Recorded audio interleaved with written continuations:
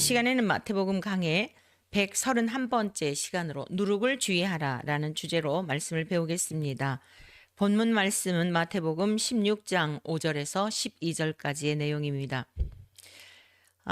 우리 인간의 삶에 있어서 양식은 굉장히 중요하죠. 우리가 사실 먹거리 때문에 입고 먹고 마시고 하는 이러한 일들로 인하여 우리의 모든 수고가 거기에 집중되어 있는 것을 볼 수 있습니다.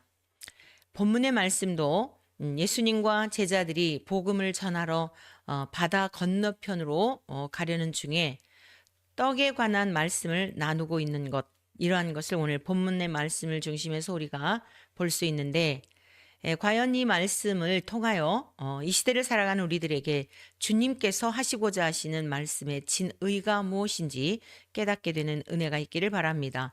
마태복음 16장 5절에서 7절의 말씀을 같이 보시겠습니다.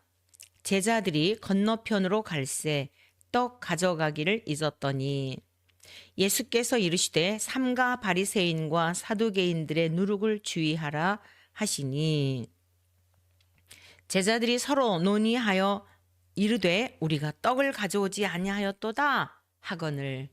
네, 자, 이 편에서 저편으로 복음을 전하던 현장에서 다른 지역으로 옮기고자 할 때 제자들은 저편으로 건너가서 먹어야 할 먹거리에 대한 것을 준비하지 못한 그런 상황이었습니다.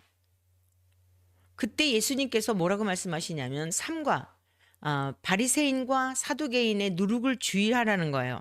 그러니까 제자들이 말하기를 아차차 우리가 떡 가져오는 것을 잊었네.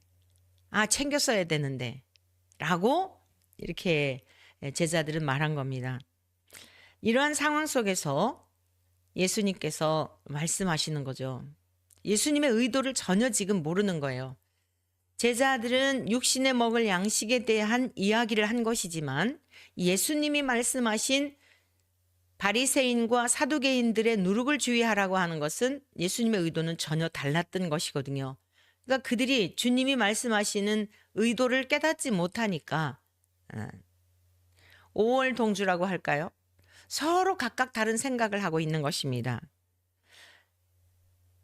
주님은 하늘의 것을 주시기 위하여 이 땅에 오셨는데 제자들은 땅의 것, 즉 명예라든가 권세라든가 힘이라든가 세상에서의 무엇인가 자랑거리라든가 더 많이 쌓아두는 것이라든가 이러한 것들로부터 벗어나질 못하는 거예요.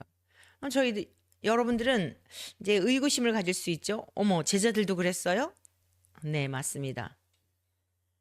부활하신 주님을 만나기 전까지, 아니 성령님이 충만하게 그들을 사로잡으시기 전까지는 우리들과 똑같은 모습이었어요. 땅의 것 좋아하고 땅의 것을 사모하고 그것을 이루기 위하여 신앙생활을 하는, 예수님을 따라다니는, 그것이 제자들의 모습이었던 것입니다. 그런데 우리 주님께서는 그들을 포기하지 않으시고 깨닫지 못해도 어리석어도 어린아이와 같아도 땅의 것만 바라보는 그러한 제자들의 안타까운 모습이어도 예수님은 포기하지 않으시고 계속 그들을 장성한 분량에 이르도록 안내하시고 또 일깨워 주시고 심지어 이제 성령님까지 보내주셔서 온전함에 이르도록 역사하신 것을 볼 수 있습니다. 마태복음 16장 8절의 말씀입니다. 예수께서 아시고 이르시되 믿음이 작은 자들아 어찌 떡이 없으므로 서로 논의하느냐. 그러니까 예수님이 하신 말씀을 깨닫지 못하고 이해하지 못한 제자들은 그 육신의 먹거리, 육신의 음식에 대한 것을 염려하였는데 주님이 말씀하시는 것은 그것이 아니었다는 거죠. 그러니까 포기하지 않고 끝까지 제자들을 지키시고 보호하시고 안내하시고 붙들어서 결국에는 주시고자 했던 그 영원한 생명, 하나님의 나라에까지 이르도록 포기하지 않고 도우셨던 겁니다.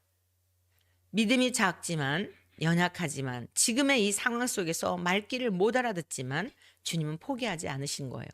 그 사랑이 저와 여러분들을 붙들고 계시다는 것을 믿으심으로 오늘 우리들의 믿음이 내가 보기에도 형편없을지라도 낙심하지 말고 우리를 이끌어 가시는, 온전케 하시는 하나님 아버지의 능력을 바라보시고 그 하나님 아버지의 사랑으로 말미암아 이 땅에 오셨던 예수님이 우리를 죽기까지 사랑하신 그 크신 사랑을 붙들므로 우리가 승리의 삶을 살아내야 할 줄로 믿습니다. 예수님은 일찍이 이런 제자들의 성향을 너무도 잘 아셨어요. 여전히 땅의 것만을 바라보며 무엇을 먹을까 무엇을 마실까에 대한 것을 염려하는 모든 인생들의 모습, 제자들은 어쩌면 그 모든 인간들의 대변을 하고 있는 것이죠. 그래서 산상수훈의 말씀 마태복음 6장 24절 27절의 말씀을 통하여 이미 먹을 양식에 대하여는 염려하지 말아라 라고 하는 말씀을 하신 것을 볼 수 있습니다. 한 사람이 두 주인을 섬기지 못할 것이니 혹 이를 미워하고 저를 사랑하거나 혹 이를 중히 여기고 저를 경히 여김이라. 너희가 하나님과 재물을 겸하여 섬기지 못하느니라. 여러분들이 하나님을 가장 삶의 우선으로 두고 내 삶의 전부로 생각한다고 하는 것 같지만 막상 물질적인 문제와 신앙의 문제와 이렇게 동일선상에 놓여져 있을 때에 여러분 세상에 물질이라고 하는 것은 우리의 먹거리, 이불거리 모든 것들을 가능하게 하는 것이잖아요. 그렇기 때문에 그것을 포기하고 정말 죽으면 죽으리라. 주님 밖에는 저의 소망이 없습니다. 라고 선택하는 것 쉽지 않습니다. 이러한 성향을 너무도 잘 아시는 주님께서 하나님과 재물을 겸하여 섬길 수 없다라고 섬기지 못한다라고 이렇게 말씀을 하셨습니다. 그러므로 내가 너희에게 이르노니 목숨을 위하여 무엇을 먹을까? 무엇을 마실까? 몸을 위하여 무엇을 입을까? 염려하지 말라. 먹고 입고 마시는 것을 염려하지 말라는 겁니다. 왜냐? 목숨이 음식보다 중하지 아니하며 목숨이 음식보다 중하다는 거예요. 몸이 의복보다 중하지 아니하냐? 공중의 새를 보라. 심지도 않고 거두지도 않고 창고에 모아들이지도 아니하되 너희 하늘 아버지께서 기르시나니 너희는 이것들보다 귀하지 아니하냐? 너희 중에 누가 염려함으로 그 키를 한 자라도 더할 수 있겠느냐? 우리들의 염려를 너무도 잘 하시는 거예요. 두 주인을 섬길 수 없는 우리들의 이 체질도 너무 잘 아시는 거예요. 하나님을 섬기든지 재물을 섬기든지 둘 중에 하나라는 겁니다. 아니에요. 저는 주님이 저의 전부예요. 저는 주님밖엔 소망이 없어요. 라고 입으로 말할 수는 있지만 실제 물질적인 문제와 나의 신앙과의 그 괴리감 속에서 우리가 이르면 이르리로다. 내가 모든 것 다 이르리로다. 주님이 계시면 그것으로 충분합니다. 라고 하는 이러한 신앙 고백과 결단을 하는 것은 쉽지가 않다. 주님은 이러한 모습을 너무도 잘 아셨어요. 그러면서 예를 드신 겁니다. 그런데 한번 생각해 보라는 거죠. 공중의 새를 보라는 거예요. 들의 백합화를 보라는 거예요. 누가 먹이고 누가 입히냐는 거죠. 그런데 들의 백합화가 솔로몬이 아무리 왕궁에서 화려한 옷을 입었을지라도 솔로몬이 입은 것과 같지 않고 여러분 공중의 새 누가 먹여요? 누가 씨를 뿌려서 그것을 공중의 새를 먹게 합니까? 근데 하나님께서 친히 먹이신다는 겁니다. 그러므로 아니 공중의 새도 먹이시고 들풀도 하나님께서 나게 하시며 자라게 하시는데 하물며 너일까 보냐. 성자 예수님을 성자 예수님을 보내시기까지 우리를 사랑하신 그 사랑이 이 세상에 어떤 사랑과 견줄 수가 있겠습니까? 오늘 저와 여러분들 속에 다시 한번 이 믿음이 실제가 되기를 원합니다. 우리 주님과 세상과 재물을 절대로 겸하여 섬길 수 없어요. 저와 여러분들이 우리의 삶 전부로 나의 생명으로 이렇게 섬길 수 있는 복된 믿음을 하나님께서 성령님을 통하여 물 붓듯이 우리에게 부어주시기를 축복합니다. 자, 이와 같이 이미 제자들에게 말씀하셨던 산상수훈의 말씀은 제자들에게 다 말씀하셨던 내용들이잖아요. 근데 까마득히 있는 거예요. 어떤 사건과 상황만 되면 주님이 이전에 하셨던 말씀이 생각나는 게 아니고 그 말씀은 까마득히 있고 현실적인 문제가 와락 우리의 마음을 무너지게 하고 염려하고 걱정하게 하는 것. 여러분 이게 우리가 육체를 입고 살아가는 동안에 경험하는 일들이죠. 그런데 우리 주님은 다시 입을 열어 말씀하십니다. 마태복음 16장 9절에서 7절까지의 말씀입니다. 너희가 아직도 깨닫지 못하느냐? 떡 5개로 5,000명을 먹이고 주운 것이 몇 바구니며 떡 7개로 4,000명을 먹이고 주운 것이 몇 광주리였는지를 기억하지 못하느냐? 어찌 내 말한 것이 떡에 관함이 아닌 줄을 깨닫지 못하느냐? 오직 바리새인과 사두개인들의 누룩을 주의하라 하시니, 그제서야 제자들이 떡의 교훈이 아니요 바리새인과 사두개인들의 교훈을 삼가라고 하신 말씀, 주님께서 이 말씀하신 것은 바리새인과 사두개인들의 누룩을 주의하라고 말씀하신 것임을 이제 깨닫게 된 거죠. 전에는 몰랐었는데 주님이 그 말씀의 의도가 무엇인지 이것을 깨닫게 되었다는 것입니다. 자, 그러면 우리가 먼저 이 누룩을 주의하라라고 하는 오늘 주제로 말씀을 배우고 있는데, 예수님의 가르침이 무엇인가를 먼저 알아야 바리새인과 사두개인들의 누룩, 즉 그것은 누룩이란 뭐냐면 그들이 가르치는 교훈을 말하는 거예요. 참된 진리가 아닌 것을 가지고 하나님의 백성들을 가르쳐서 미혹하여 지옥 불못으로 인도하려고 하는 그러한 악한 원수 마귀는 사람들을 통하여 그런 전략을 세우죠. 그래서 우리가 이런 미혹에 받지 않고 유혹에 빠지지 않고 영원한 생명에까지 넉넉히 이르기 위해서는 예수님의 가르침이 무엇인지, 예수님께서 우리에게 주시고자 하셨던 것은 무엇인지를 명확하게 알고 있어야 분별이 되는 겁니다. 그래서 첫 번째, 예수님의 가르침에 대하여 먼저 살펴보겠습니다. 예수님의 가르침은 참된 진리다. 우리 주님은 하나님께서 택하신 자녀들에게 하나님께서 주시고자 했던 그 나라를 주시려고 기록된 진리의 말씀을 통하여 진리 가운데로 인도하시는 분입니다. 다시 말씀드립니다. 하나님은 성자 예수님을 이 땅에 보내신 이유와 목적이 뭐냐? 영원한 생명과 부활을 주시기 위해서 성자 예수님을 보내주셨어요. 예수님이 오신 목적입니다. 우리가 바라는 것처럼 이 땅에서 잘 먹고 잘 살고 막 호의호식하고 이게 아니라, 그것은 필요하신 경우에 하나님이 우리에게 구하지 않아도 주신다는 거예요. 그런데 주님께서 이 땅에 오신 목적이 뭐냐면 영생과 부활을 주시려고 오신 것이거든요. 요한복음 6장 44절에 말씀하고 있습니다. 나를 보내신 아버지께서 이끌지 아니하시면 아무도 내게 올 수 없으니 오는 그를 내가 마지막 날에 다시 살리리라. 네, 하나님께서 이끄셨기 때문에 저와 여러분들도 지금 신앙생활을 하고 있는 거예요. 이 자리에 여러분들 말씀을 청종하기 위해서 앉아있는 이 시간도 하나님께서 여러분들에게 사모하는 심령을 주셨기 때문에 가능한 겁니다. 아버지께서 이끌지 아니하시면 아무도 주님을 믿을 수가 없다는 겁니다. 주님께 나오지도 않는다는 거예요.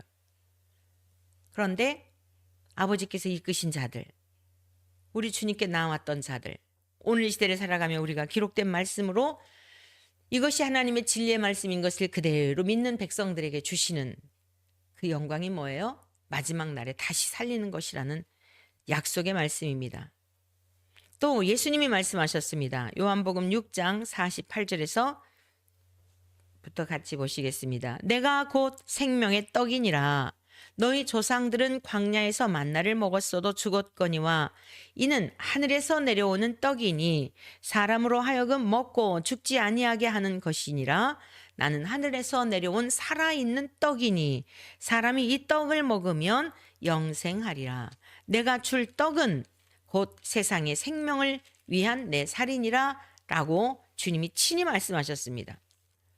이스라엘 백성들은요, 광야에서 생활할 때 하나님께서 만나를 주셔서 그들을 굶지 않도록 넉넉히 먹고도 남도록 항상 은혜를 베푸셨어요.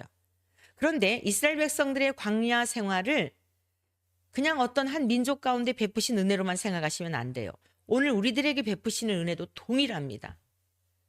매일매일마다, 매월마다, 아니 분초마다 하나님의 은혜로 우리가 살고 있는 거예요. 결국엔 뭐예요? 예수님이 생명의 떡이 되셨다. 그러니까 떡이 될 때 보면 쌀이 으깨어지고 엄청난 고통의 시간이 있어요. 알곡이 될 때까지도 그러하지만요. 알곡이 방앗간에 가서 도정을 해가지고 이것을 먹을 수 있는 밥알이 되게 하든지 떡을 만들게 하든지 그 과정을 보면 혹독한 고통의 때가 있는 것입니다. 마찬가지예요. 이 주님의 살과 피라고 하는 것은 주님의 십자가 사건을 말하는 건데 십자가에서 돌아가심으로 말미암아 물 한 방울 피 한 방울 남기지 아니하시고 우리에게 생명을 주신 그 생명을 주시기 위해서 오셨다는 겁니다. 그래서 저와 여러분들이 매일매일 이렇게 살아가는 삶이 기적인 것을 늘 삶 속에서 고백하실 수 있어야 돼요. 오늘도 내가 살게 된 것이 기적입니다. 하나님의 은혜입니다. 왜 하나님의 은혜와 그 사랑을 감사하고 늘 그 인식하도록 우리가 힘써야 될까요?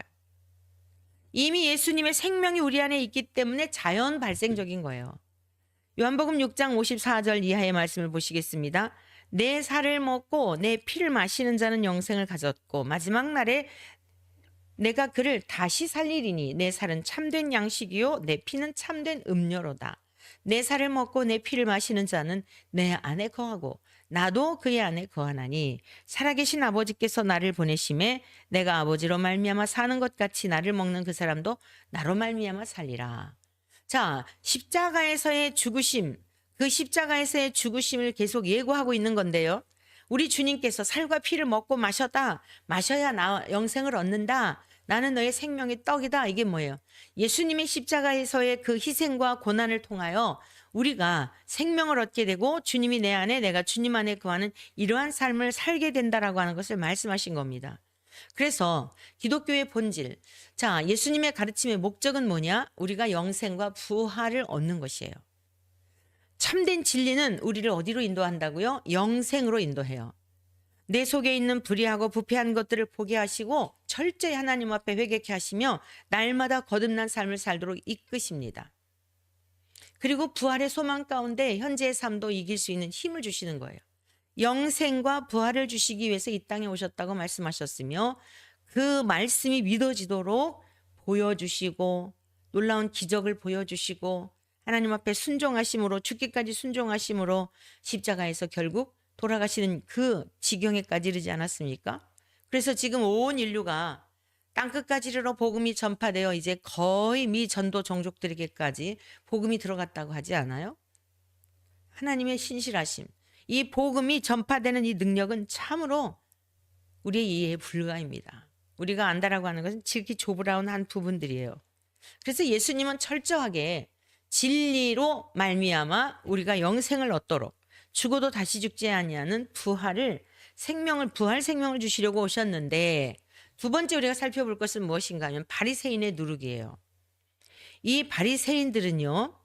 구약의 말씀을 믿는 듯해도 자신을 위한 믿음이요. 자신의 생각에 따른 믿음이었습니다. 그래서 예수님께 그렇게 책망을 받은 거예요. 누구보다도 잘 알아들을 수 있는 이 바리새인들이 종교 지도자들이 몰라보는 겁니다. 주님께서 역시 그들의 행태를 보면서 마태복음 6장 1절에서 4절의 말씀을 통해 이와 같이 말씀하셨어요. 사람에게 보이려고 그들 앞에서 너희 의의를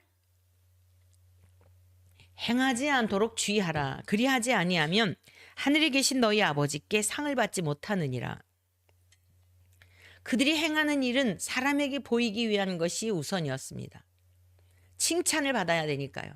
인정을 받아야 되니까요. 인간의 그 본성 자체를 그대로 갖고 있는 거예요.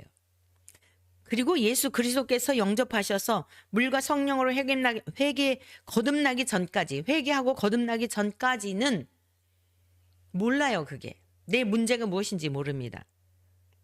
그래서 모르기 때문에 진리도 모르고 영생을 얻는 길도 모르고 그러니까 뭔가가 영생은 얻어야 되겠고 오래오래 살고는 싶고 이런 여러 가지들로 인하여 어떤 행동들을 하는데 바리새인들의 특징은 무엇이었느냐?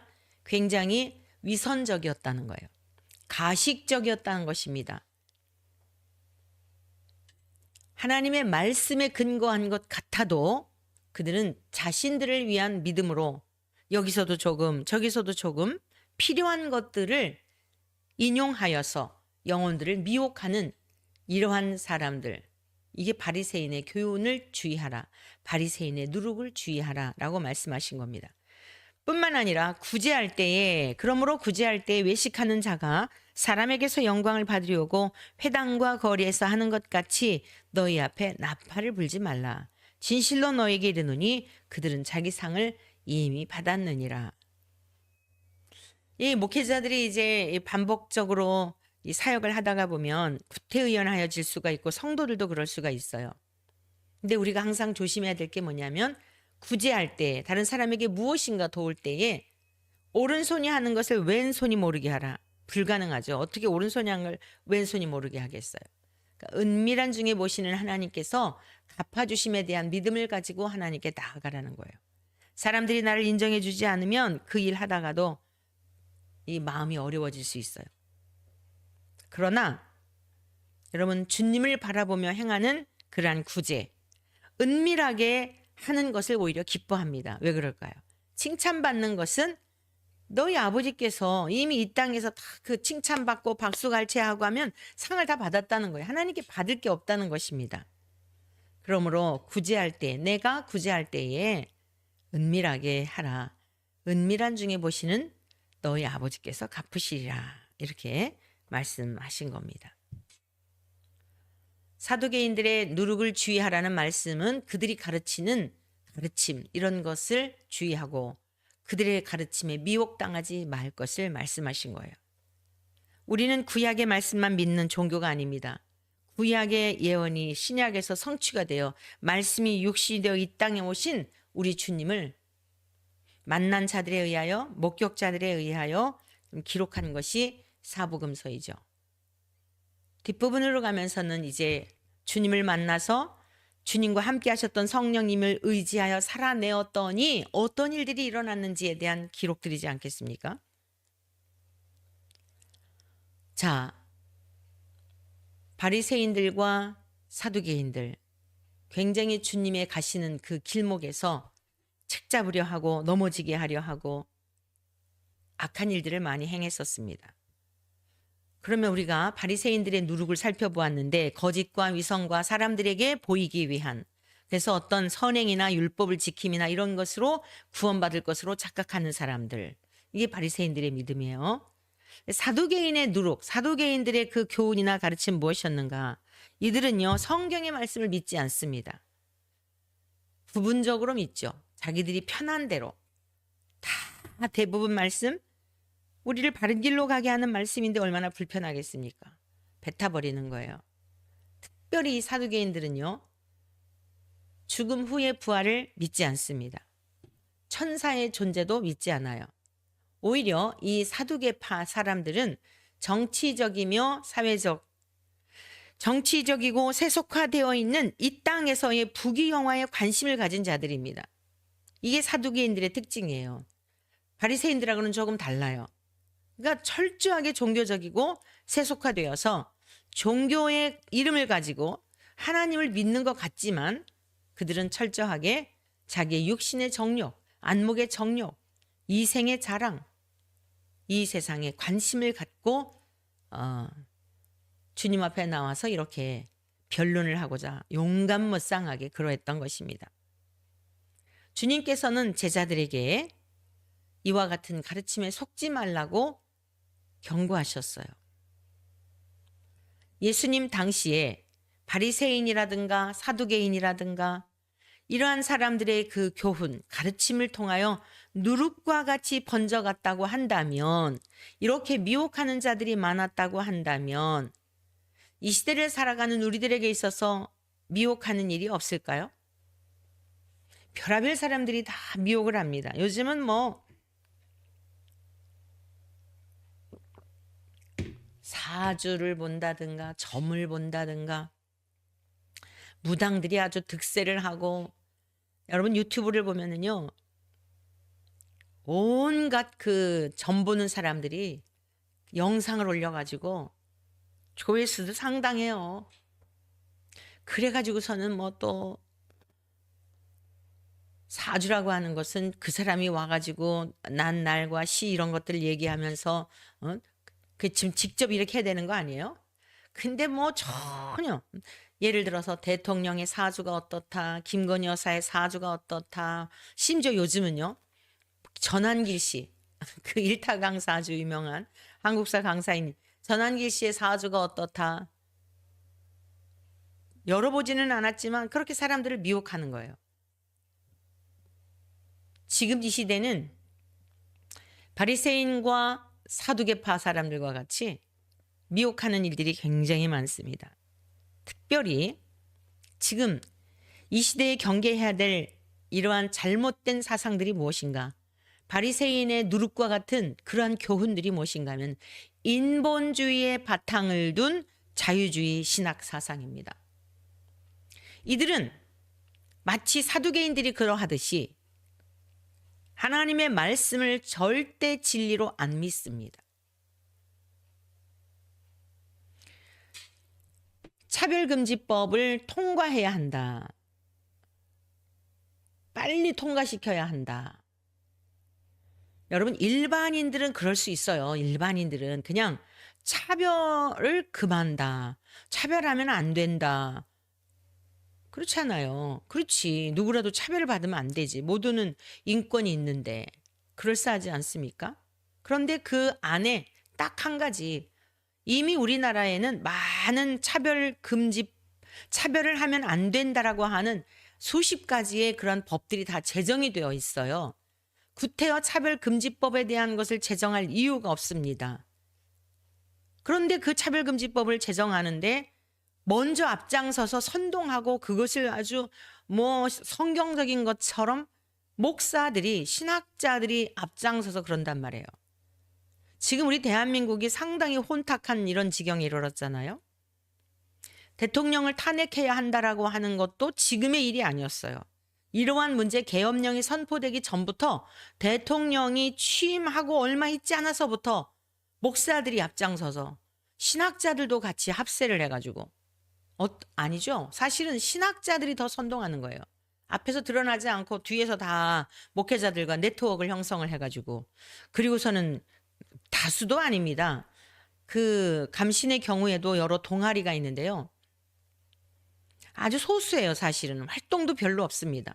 그런 아이들을 선동을 해가지고 자기들의 눈에 맞지 않으면, 자기들의 입맛에 맞지 않으면 그냥 탄핵이라는 이야기, 어제 오늘의 이야기가 아니었어요. 진즉부터 있었던 이야기입니다. 근데 이게 목회자들에게서 이 목사들의 신학자들 입에서 아니 정말 생명을 살리려고 세운 선지 동산에서부터 일어나고 있는 일이에요. 제가 보는 입장은 제가 보는 어떤 이런 역사관 이런 것은 철저하게 영적 타락은 반드시 육적인 타락을 가져오게 되어 있고 영적 지도자들의 타락은 국가의 위기를 초래한다고 봐요. 바른 방향을 제시해 주지 않는데 어떻게 방향을 바르게 제시해 주지 않는데 눈먼 소경이 어떻게 다른 사람을 바른 길로 인도할 수가 있겠습니까? 지금 이 시대에 사두개파 사람들과 같은 사두개인과 같은 사람들 부활 안 믿습니다. 사두개인은 부활 안 믿어요. 죽은 다음에 뭐 그런 천국이라든가 이런 거 안 믿습니다. 근데 주님 앞에 와가지고 이들은 항상 주님을 정죄하고 참소하고 주님 위에 있는 거예요. 그 인본주의적 성향의 이러한 세력들은 계속되어 왔던 것입니다. 인류의 역사 가운데 계속되어 온 거예요. 아담의 아들이었던 가인. 여러분, 하나님 앞에 제사를 드리고 예배를 드리고 나서 살인을 왜 저지르게 되죠? 예배를 드리고 나면 자기를 돌봐야 돼요. 예배라는 것은 나를 죽이는 시간입니다. 예배는 하나님께서 이미 주신 복을 인하여 감격 속에 예배를 드리는데 우리가 실제 삶에서 하나님의 그 영광스러운 은혜 아래 우리가 이 세상에서 빛으로 살아내나요? 그렇지 못하잖아요. 그러니까 여러 가지 마음이에요. 예배를 드릴 때 하나님의 은혜 아래 그 은혜와 하나님의 영광을 우리가 찬양하고 경배하고 기뻐하지만 진리의 성령님은 또한 우리를 보게 하시는 거예요. 한 주간 동안의 삶을 보게 하시고, 근데 그 보게 하시는 게 무엇을 통해 보게 하시죠? 말씀을 통해 보게 하시는 거예요. 주의 종이 선포되는 말씀을 통하여서 조명하게 하시는 겁니다. 하나님의 말씀은 거울과 같습니다. 이스라엘 백성들의 역사가 왜 중요할까요? 거울과 같이 오늘의 나는 어떠한가를 비춰보게 하시는 거예요. 예언서들을 읽어야 할 이유가 뭐냐면 구약으로 끝난 게 아닙니다. 오늘 이 시대를 살아가는 우리들 어쩜 그렇게 동일한 그 본질이 있잖아요. 우리 예수님은 하나님의 동일한 본질을 가지셨지만 우리는 아담의 그 후손으로서 그 본질을 가지고 태어났기 때문에 죄의 성향이 있는 거예요. 그게 뭐죠? 나는 옳다고 딱 기준을 세워놓는 거예요. 내 생각이 틀림이 없다고 기준을 세워놓는 거예요. 여러분, 이게 인본주의예요. 거기서 계속 성경을 갖다가 자기들의 생각을 가지고 신학, 성경을 여기서 조금 저기서 조금 취해가지고선 그것을 그래서 무슨 그것을 또 뒤에다가 신학 이러고 붙여놓으면 신학입니까 그게? 이게 전부 인본주의적인 거예요. 우리의 신앙생활이라고 하는 것은 내가 옳다 하는 바에 대한 것을 말씀에 비추어서 그릇된 것들에 대하여 깨트려 부서뜨리는 겁니다. 하나님의 말씀은 방망이 같다 그랬어요. 내 말이 방망이 같지 아니하냐. 방망이가 무슨 역할을 하는 거죠?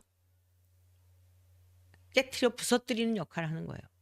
우리의 교만, 우리의 의, 내가 옳다 하는 바, 그것에 대한 것을 말씀을 조명해 보니 충돌이 생기는 거예요. 그럼 어떤 편을 택해야 될까요? 충돌이 생길 때. 그것이 진리라고 한다면 우리는 어떤 것을 택해야 되는 거죠? 진짜 하나님의 사람이라면 말씀 앞에 우리 자신을 쳐서 복종해야 되는 거예요. 그런데 대다수가 거의 대부분이 그 말씀을 뱉어버립니다. 불편하기 때문에. 아니, 나의 옳다 하는 바를 꺾고 싶지 않아서. 그래서 그것이 고집이라고 말씀하고 있어요. 로마서 1장에서 말씀하고 있죠. 창세로부터 하나님께서 하나님이 만드신 이 세상 가운데 모든 피조물 가운데 하나님의 신성을 나타내셨다는 겁니다. 교회를 다니는 사람, 안 다니는 사람 또는 성경을 아는 사람, 모르는 사람 누구든지 핑계할 수가 없다는 거예요. 하나님이 만드신 이 피조 세계 가운데 하나님의 그 신의 능력, 신적인 능력이 그 모든 피조물 가운데 드러내셨기 때문에 예를 들자면 드넓은 바다를 보며 높은 하늘을 바라보며 곱게 물든 단풍을 보며 새싹을 보며 티끌을 보면서라도 많은 것들을 통하여 교훈을 얻을 수 있도록 하나님의 존재를 깨달을 수 있도록 보여주셨다는 겁니다. 이 자연 세계가 신은 아니에요. 그거는 범신론이라고 이단 사상이고 신이 아닌데 하나님이 만드신 피조 세계를 통하여 교훈을 얻게 하는 거예요. 심지어 집에 이제 애완견들, 애완묘, 뭐 별의별 도마뱀도 키우고 뭐 별거 다 키우잖아요. 자, 애완견이나 애완묘나 이들의 특징이 뭐죠? 특별히 애완견의 특징이요. 뭐 고양이는 자기가 주인을 부리려고 한다 그러더라고요. 고양이는 안 켜봐서 모르겠는데 이 강아지들은요. 어떻게 하면 어떻게 해서든지 주인을 기쁘게 하려고 애를 쓰는 걸 보게 돼요. 집에서 들어가잖아요. 그러면 띡띡띡 벌써 비밀번호 누르는 소리만 나면은 후다닥 튀쳐나와 가지고 문을 열면 꼬리를 흔들면서 얼마나 그렇게 반가워하는지. 그 자체로 머무는 게 아닙니다. 동물도 하나님이 다 만드셨잖아요. 그걸 보면서 오직 주인만 기다리는 거예요. 자기 먹거리를 주는 주인을 더 좋아하죠. 집에 여러 식구가 있다고 한다면. 뭘 깨달아야 돼요? 나의 주인이 누구예요? 하나님이시죠. 과연 저 말 못하는 짐승도 오매불망 주인만을 바라보는데 과연 나를 지으신 하나님 아버지를 전심으로 내가 바라보고 있는가? 전심으로 하나님을 경외하고 있는가? 이 짐승떼들도 주인이 돌보지 않으면 살 수가 없는데 나를 돌보시는 하나님 앞에 감사하며 내가 그 은혜로 살아가고 있는가? 교훈을 얻는 겁니다. 그런데 사람들은 어떻죠? 하나님을 향하지 못해요. 그냥 사랑하는 그 마음에 머물러 버려요. 그게 우상인 겁니다. 그걸 통해 교훈을 얻고 나의 연약함을 또 보며 회개하고 주님, 말 못하는 짐승도 저렇게 주인을 귀히 여기는데 주인을 따르는데 주인만 바라보는데 주인이 없으면 병날 정도로 그러는데 저는 정말 주님보다 세상의 것을 너무나 사랑하고 있습니다. 가르쳐 주시고 교훈을 얻게 하신다는 거죠. 오늘 이 사두개파 사람들과 같고 바리새인과 같은 사람들이 너무도 많이 득세하고 있습니다. 위선적이고 가식적이고 바리새인들의 특징, 자기들의 무슨 선행을 통하여 구원을 얻을 것으로 생각을 하여 떠벌리고 뭐 막 그냥 그러고 어제 그 카톡에 윤석열 대통령이 수감되어 있는 곳에서 글을 썼다라고 하는 그 글이 딱 이렇게 이른 아침에 저희 신우님이 저에게 보냈어요. 그 대통령이 문체가 있잖아요. 특유한 어떤 게 있잖아요. 전혀 아니더라고요. 그래서 이거 대통령이 과연 쓴 글이 맞을까요? 아닌 것 같은데요. 그랬더니 계속 그냥 여러 군데서 돌아오는 거예요. 나중에 알고 보니까 어느 분이 상상 속에 그렇게 되기를 바라는 글을 썼다는 거예요. 그렇다면 밑에다 그렇게 써놔야죠. 이와 같은 고백이 있기를 바랍니다라고라도 써놔야죠.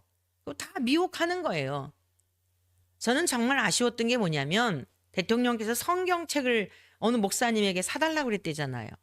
그래서 조금 그 기다리고 떠벌리지 말고 이 대한민국에 아주 수십만의 목회자들이 있지만 나는 정말 탁월한 목회자 은근히 마음에요. 이런 게 있는 거예요. 그 노욕이라고 할 수 있죠. 저는 그게 이렇게 막 인터뷰하고 뭐 대통령 비서실에서 와서 날 보고 뭐 성경책 좀 사달라 그랬는데 그래서 내가 거기다가 뭐라고 사인을 했고 뭐라고 썼고 하는데 아유 그냥 좀 가만히 좀 계시다가 정말 이 책을 통하여서 은혜를 받으시고 그 다음에 정말 여러분 인간은 선한 게 아무도 없어요. 그러니까 아주 그냥 계속 가만히 지금은 내두어야 할 하나님 앞에 독대하여서 자신을 돌아볼 수 있는 시간을 하나님이 주셨다고 저는 봐요. 이게 검찰이 뭐 이렇게 해가지고 구속되고 뭐 차은경 그 해서 뭐 기소가 뭐 구속이 되고 이랬잖아요. 인간적으로 보면 참 안타까운데 영적인 측면에서 보게 되면 하나님이 너 나를 좀 찾아라. 너 나하고 좀 교제하자. 그 시간을 준 게 아닌가라는 그런 생각을 하였거든요. 오늘 모든 것이 사람 중심한 인본주의라고 하는 게 뭐냐면 내가 높아지고 내가 영광을 받고 내가 신이 되어서 내가 그게 바탕이 되어 있는 거예요. 근데 성경도 난도질을 해서 인간들이 지키기에 불편한 것에 대하여는 다 삭제하고 그리고 여기서도 조금 저기서도 조금 이게 인본주의입니다. 어떻게 그런 믿음을 가지고 천국에 갈 수 있죠? 하나님과 상관없어요. 인본주의의 바탕을 둔 자유주의, 다원주의, 혼합주의 이거 전부 다 한 부류입니다. 한 근원에서 난 거예요. 어둠의 근원에서 난 거예요. 하나님 나라 못 들어갑니다. 우리 신앙생활이 믿음으로 말미암아 구원을 받지만 힘든 것 중에 뭐가 힘든 거예요? 내 자아를 죽여야 하는 것 때문에 힘든 거예요. 내 의의를 깨트려야 하는 것 때문에 힘든 거예요. 그거 깨지지 않으면 예수님의 생명이 내 안에 계실 수가 없다니까요. 내가 계속 주인이 돼서 내 생각대로 안 되면 못 견디는 겁니다. 내 뜻과 합하지 않으면 못 견디는 거예요. 아무리 목살해도 일치가 안 되는 거예요. 결국엔 어떻게 될까요?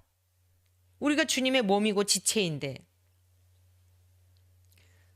성경을 읽을 때 오늘 본문의 말씀 앞으로도 계속 또 그런 말씀들이 나옵니다마는 더 혹독한 말씀으로 하나님이 질책을 하시고 책망을 하시는데 그 사람들 왜 그랬대?가 아니에요. 우리 안에 제 안에 여러분 안에 사두개인과 같은 성향 세속적이고 정치적이고 진리의 말씀을 근거한 것이 아니라 내 편을 만들어서 정치적인 게 뭐예요? 내 편을 만들어서 많은 사람들을 마음을 훔치고 마음을 얻어가지고 그걸 통하여 무엇인가 일구어 보려는 의도를 가진 사람들이 정치인들 아니겠어요? 주의 종들은 정치를 하는 사람들이 아니에요. 정치가들에게도 바른 길로 인도하는 이러한 거짓된 것을 통하여 미혹하면 안 됩니다라고 바른 길로 안내해 주는 거지. 정치가들에게도 방향을 제시해 주는 거지. 그게 목회자의 사명인 거예요. 대통령일지라도 어린아이일지라도. 그래서 정치가가 아니에요. 정치를 하는 게 아닙니다. 정치를 편드는 것도 아니에요. 진리의 말씀을 가르쳐 주어 주님이 원하시는 삶이 이것이니, 아버지께서 명하시는 것이 이것이니 우리가 하나님께로 바른 길로 가야 합니다 라고 방향을 제시해 주는 것이고, 성도들은 그 말씀에 아멘하여 나는 과연 지금 하나님의 말씀을 말씀대로 받고 있는가를 살펴보면서, 뱉고 있는 말씀이 있다면 그 말씀을 붙들고, 이게 진리인데 생명인데 그걸 뱉으면 어떻게 되겠어요? 그 말씀이 나를 살게 하는 약인데, 하나님 앞에 믿어지지 않는 말씀, 부딪히는 말씀, 영 내 마음이 깨어지지 않음으로 말미암아 힘든 말씀, 이건 하나님 앞에 붙들고 씨름하면서 기도함으로 반드시 해결을 해야 반석에서 물이 나오는 겁니다. 광야에서 시내가 흐르게 되는 거예요. 막혔던 여러분의 인생의 문제가 해결이 되는 거예요. 다른 데 문제 해결이 있는 게 아닙니다. 주님과의 관계성 속에서 진리의 말씀을 통한 해결밖에 없는 것입니다. 사랑하는 성도 여러분, 오늘 바리새인과 사두개인과의 이 교훈을 주의하라라고 말씀하시면서 누룩을 주의하라 그랬는데, 그 누룩은 교훈이다, 가르침이다. 잘못된 가르침을 주의해라. 세속화된 하나님의 말씀을 믿지 않고 세속화되어서 그저 어떻게 해서든지 세상의 영광을 구하고자 하는 사두개인과 같은 그들이 가르치는 가르침에도 속지 말고, 가식적이고 위선적이고 외식적이며 사람들에게 어떻게 해서든지 좋게 보이려고 하는, 그리고 많은 사람에게 영광을 받으려고 하는 바리새인의 그런 가르침에도 미혹당하지 말아라 라고 하시는 것이 오늘 주님의 말씀이었어요. 참된 진리는 뭐라고요? 예수 그리스도를 믿어 생명을 얻고 영원한 부활, 영원한 부활에 참여하며 영생 복락을 누리는 것, 이것이 주님이 이 땅에 오신 목적이었다라고 하는 것을 우리가 말씀을 통해 배웠으니, 이 귀한 말씀을 우리의 신비에 새겨서 나는 지금 제대로 진리의 말씀대로 잘 믿고 따르고 가고 있는가 살펴보심으로 우리 모두 순간이라도 곁길로 가지 않고 진리의 말씀을 따라서 승리의 삶을 넉넉히 살아내시기를 주의 이름으로 간절히 축원합니다.